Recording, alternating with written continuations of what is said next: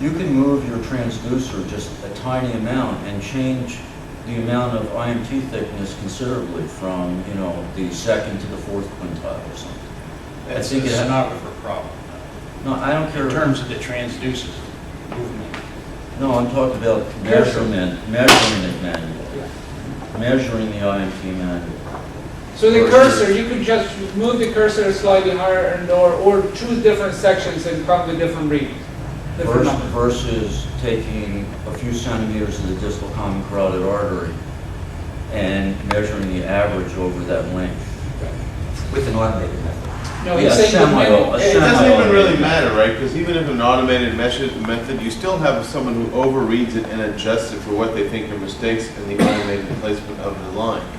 Well, there are several methods to do the reading itself. The completely automated, which I think very few people use, because you cannot really interpret artifact. So most of it is an overridden semi-automatic method.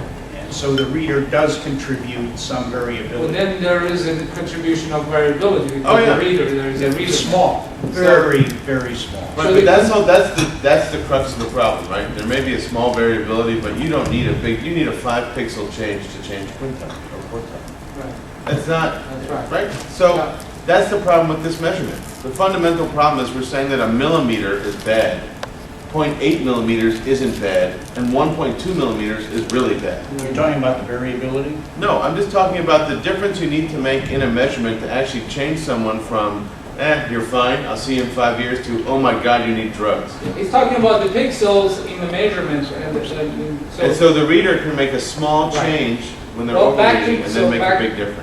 what Gene said about total automated is not being, she said, it is not Total capable of automated has the problem of not being able to interpret artifacts. artifacts. Okay, so let's move on to physiologic variations. Is it really so you mentioned the anatomy, the way that the measurement is, and we know Kathleen was questioning in our meeting about ASC. You have a comment? Please, Yeah. go ahead. I have two comments. One, I don't think intimal medial thickening adds too much. And I'm not getting now into the risk factor profile. Let's get out. Just get into the carotid artery. We have 6,000 people where we have done intimal medial thickening and plaque with 3-dimensional ultrasound. And I can tell you, in the Chicago area to start with, 70% of people have already a plaque of at least 1 millimeter if you use 3-dimensional ultrasound. So in a way, this wipes out completely whether you talk about intimal thickening or not, because you already have plaques in the majority of people who are over age of 55 and at least one risk factor. If you use a technique which is 3-dimensional. So they have plaque? You Yeah. said plaque and Plaque, 1 millimeter? Plaque. And I'm not talking about now, actually, Erling knows the data too. This is HRP trial. It's the HRP trial, which I will say a word later. So what is important here is maybe 3D is not feasible and intimal medial thickening is feasible, but I'm not discussing that. I'm just discussing the issue. So you're saying that the Right. extent of the problem is very, very... It's a burden of disease, and I can tell you it's very diffuse all over. But there's a second issue, and that is Erling's comment. Erling said that the fact that the intimal medial thickening, you have some degree of fat there and so forth is reversible. My question, Erling, is that the fact that something is reversible to me is much more important to look at the burden of disease and the risk, how high it is, and then act, than just by something that you see is very small and can be reversible. So I don't see that's an argument. If I understood you properly. Yeah, I just say maybe if you want to monitor the disease and monitor your treatment, whether it's effective on the vessel wall. Yeah, I'm sorry. Maybe I didn't That's a good understand. point. I agree with you that plaque is I think, much stronger predictor than Yeah. IMT. But this is fascinating. So you're saying in your studies about 50 or so people have more than 1 millimeter and therefore No, have 1 millimeter or more. That's 1 what I'm millimeter or more. saying. And you measure And between- you scan from the top to the bottom, anterior, posterior, and side to side. This is a 3-dimensional ultrasound. And you actually create 3D rendering Yes, volume so we you do. can actually... You do. This is fascinating. So But the prevalence of disease depends on your definition. 1 millimeter definition is not Well, I If you will make tell- it 1.5 or 2 millimeter, then you will find that your pebbles is going to go No, down. it's a focal, I'm sorry to tell you, it's a focal plaque of 1 millimeter or more. And most of it is more than 1 millimeter, that is focal. Be sure that we understand what a plaque is. So it's not a continuum, It's it's not not a a continuum. continuum that. And this is an issue that is being analyzed by Silerson now.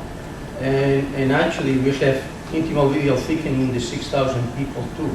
I want to point out that in a kind of early kind of structure that you see that there is so much variability when in fact you might miss that you have an elephant in front of you. And maybe we should go up to the elephant rather than going around into just mentioning again. It's a comment, we don't, actually we have a lot of information which we are not able to display here for the sake of it has not been published, but I'm just making a general comment.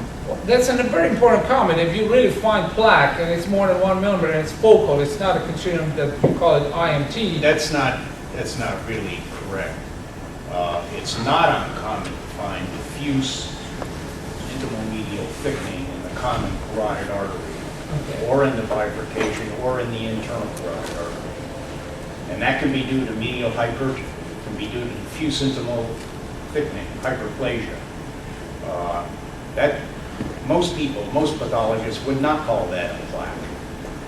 Well, what his point is There is one a- focal. He says It's a focal thickening, This is more what than I'm 1 talking about. millimeter. That's, so Erling, you comment here. Yeah, but it's focused to the Mannheim classification that is used. Sure. Well, the Mannheim classification separates two processes, that IMT is independent and Yes. separate from plaque. Yes, And sir. that's not true. Okay, we can argue on that. I think they are very It's different. been validated. I think they are very from both different. They are normal completely different. It's and a pathology. diffuse disease and a local disease, and they look very, you don't have a plaque, you may have thickening, diffusing, but a plaque is composed of more than media and intimal thickening and a few focal cells. It also contains more inflammation, lipid accumulation, necrosis, calcification, hip plaque. You don't see that in diffusing. Not all plaques contain them. No, I agree on that. I have one more question. The 3D ultrasound resolution, the 2D that the best we have been able to get to is 0.1 millimeter resolution. And I know that the resolution of 3D ultrasound is far inferior than 2D. I don't think so. This is now being analyzed, but I can tell you the following, that the amount of disease that we see in 3D is much more than with the conventional ultrasound that is being done. What we have not done is a comparison study, but it is obvious. You scan much more of a surface than you do with the other. In other words, you don't miss. About the resolution is a different issue, but certainly the surface that you scan is much broader than. So this is the same, carotid ultrasound Yeah. that you start from bottom and you swoop all the way Absolutely. up and That's then the it's issue. soft for The issue is that it's the extent of the surface that you are analyzing. It tells you, we have not done the comparison, that 3D ultrasound is much more providing of information than the usual ultrasound that we have. I cannot go into, what is the resolution of physics. but certainly, what is important, this is a diffuse disease, I have to tell you, this is what we learn with HRT studies all over. It depends where you pick it up, you can already predict that the other artery is getting there sooner or later. So therefore, I think, Well, that's fascinating because Can that's it be what. used as a screen today? well, I will talk in a moment, because I only wanted to make a comment, and that is, we are going through a torture with intimal medial thickening, and I'm not entirely sure it's necessary. That's my only comment. Okay. Well, what I get here is that once we have a plaque called 1 millimeter or more. Your definition of plaque is not 1 millimeter It has to be focal and Focal. more than, it has to be Focal. focal. and more than 1 millimeter. No, not more than 1. 1 millimeter is very little, I Okay, think. so 1.5. 1.5. One and a That's half. the Mannheim consensus too. Okay, Yeah, well, actually, the incidence is very high for more than 1 millimeter. We just. so you're saying risk in it, okay. Are we putting all plaques in the same risk assessment, regardless of ecogenicity? Or Well, that's a different. Is there going to be a that- discussion yeah, between? That's one layer after that. The first Okay. cut Well, I is, thought I was hearing a movement to, the fact that they have plaque, no plaque, puts them in the highest risk category, that's one. then independent you of can go- ecogenicity. Yes, there is quite a few, there are quite a few publications on adding, but that would be next level. But CIMT is much more a reflection of hemodynamics, hypertension, and it's related, and plaque is atherosclerosis. That's right, that's what Ernie was talking Yeah, and I about. think Yeah. we should think about Okay, it. that's what he was talking about too. Yeah. So you have one cut, you've got the plaque, and plaque is more than 1 millimeter according to HRP criteria, and 1.5, and then after that, you'll be able, so what Ernie says is you would, by measuring IMT along with that plaque, is you'll be able to do repeat measurement. Now, what do you think as far as repeat measurement? 6 months? A year? 2 years? Any idea? This is, of course, this is not evidence-based because we're still in the... Well, it would seem obvious to me that if you had plaque, that you crested your, whatever the thickness was, and we decided when treatment would begin, you would never need another measurement, because, and by the way, this is sort of the problem with the whole thing, right? Why would you ever need a repeat measurement in someone in whom you're going to apply maximal medical therapy? Well, you may not... So Yeah, my you- answer to you would be, if you crested that limit, you don't need it ever again, and then the reproducibility issue. But applies. I think there is a problem with maximum in our textbook, but maximum may not be in their lifestyle. You know, the compliance of therapy. You could see most people were not, you know. We did a variety of cases in which Dr. Fuster's group was doing PET scanning, looking at diffuse atherosclerosis. And we were basically using LDL particle number as a criteria for maximum treatment. And we found that the LDL did not matter. We had to get total cholesterols down to 105 to get particle numbers below 1,000, and then we could quench the PET scanning. Yeah, but at what level wouldn't you give someone maximal therapy? Well, yeah, but but in order to be maximally therapeutic, in a couple of these very advanced cases, we Yeah. could not quench the radiation without giving them 4 drugs and getting the total cholesterol down to 105. Yeah, but you're gonna have a really hard, I don't wanna, I Yeah, wanna. let me take turn the time, but discussion we just to- I had an think you- outcome trial now, so I we think can't Josh just brought a secondary very discussion. It doesn't important- make a difference. Very important. Let me stop the one-to-one, please. So the point here is that you made a good point. You start, you measure, you are at high risk. Why do you need to do it again? Harvey, why does he need to do it Because you again? have to have some better way than looking at a blood test to judge the efficacy of your therapy. But what is the result of doing that? You change your therapy depending upon the results of the repeat test. So then why are you starting non-maximal therapy at the first time? Nobody's on maximal therapy. Well, We don't even know what that is. It's very Nobody's- maximum Nobody's on definition. maximal What is the therapy. very? Let's start there. It's impossible to start everybody on maximal therapy. Maximal therapy is multi-drug. Nobody starts with multi-drug. Nobody does. And You can talk about your own practice, but nobody does in practice. We've done these large trials. Pfizer's done huge studies. Nobody even gets LDLs to 100, much less 70 or 40 or plus niacin or plus fibrates. But so if the goal is to make these things available, you're not gonna get there today, because you just heard, we were all here yesterday. We know that when you add a fibric acid derivative to a statin, it doesn't help. And when you add niacin, it does help. Well, not in outcome trials, It only does in in. every outcome Well- study, in one that it failed. Yeah. I think we have. And when you add it on, Yeah. I can't actually Yeah. add an outcome trial where it's been Hats, done. fats, arbiter, Yeah. halts. Well, one thing. Well, Arbor, that was not an outcome trial, that was a surrogate trial. But it's- That's the problem. Right. Net reduction But makes it let's not be the inadequate current therapy issue, which is an issue. We're not going to stick, to this, level of available therapeutic modules forever. But the fundamental point is you can't start everybody at the very maximum at the very beginning for several reasons. And there is also components of non-pharmacologic lifestyle modification that would really matter when you are identified at very high risk and you continue to be a high risk versus you are identified high risk and you hope you responded as a patient. Okay, if a patient doesn't know a year later or 2 years later whether they're still, or they're progressing or they're stabilizing or they're regressing. So this is my point, and I'd like to know what Roger thinks, because this issue of reproducibility with CT is a major issue because of radiation. But with ultrasound, there is no radiation issue. So what do you think, Roger? Well, I agree with Josh that, the reason we're doing the AIM high and the HPS2 Thrive is to really know for sure.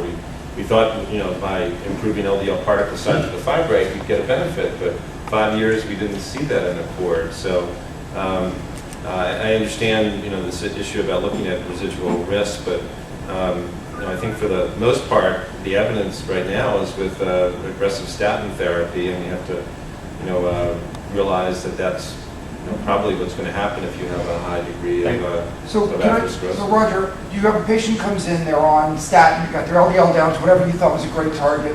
You found out at their follow-up visit they had a recurrent unstable angina event. So you see them again. Do you change their management? In that case, we'll do it without as much evidence as we'd like. Okay, but that's what I'm just saying, is so Harvey may be wrong. Harvey may be wrong that this is the way to assess residual risk, but we always have options for increasing therapy. And when we're presented with somebody who we perceive is failing traditional medical therapy, be it Harvey's method or an event, we have ways of increasing therapy. It could be fish oil, which probably works. We can argue whether GISI is definitive or not. We have exercise and lifestyle changes. I believe, I agree with you, we need to wait for AIM high, but the niacin preliminary data is pretty promising, unlike the fibrate preliminary data from Field, which already told us it didn't work, and I think Accord was a waste of time and money, but you could have argued we knew that answer a long time ago, and Accord was concordant with current trials, that we can always increase therapy if we perceive that there's a need. So Harvey's trying to find a perceived need before we find out the patient died or had another MI. Before we go But to more Jeff's, important than that, I think the importance of repeating a test, and in this case, I would still stand on my previous statement that at least 3 years, if not more, for IMT.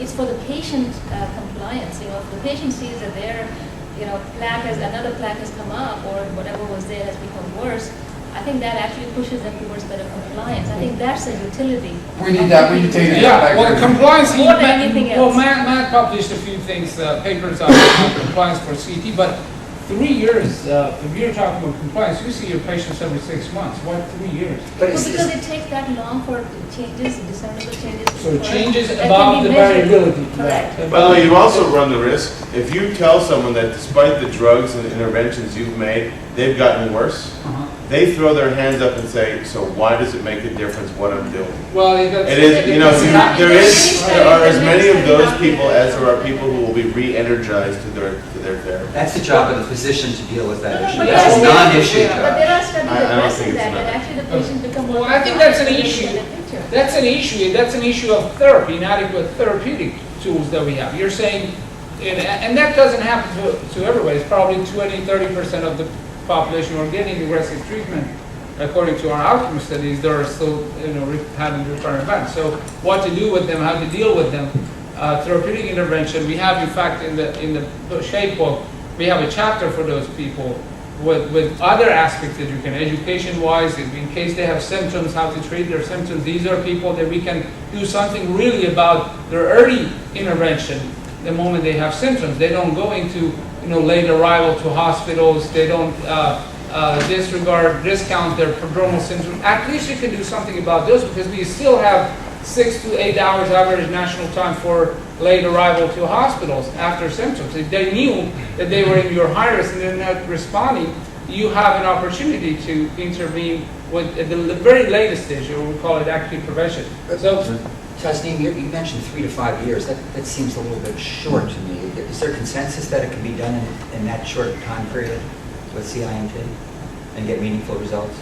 Well, I think it depends on the reproducibility, which happens to be the coefficient of variation, whether you're looking at common carotid or you're looking at mean of the max of all 3 segments, is at or under 10%.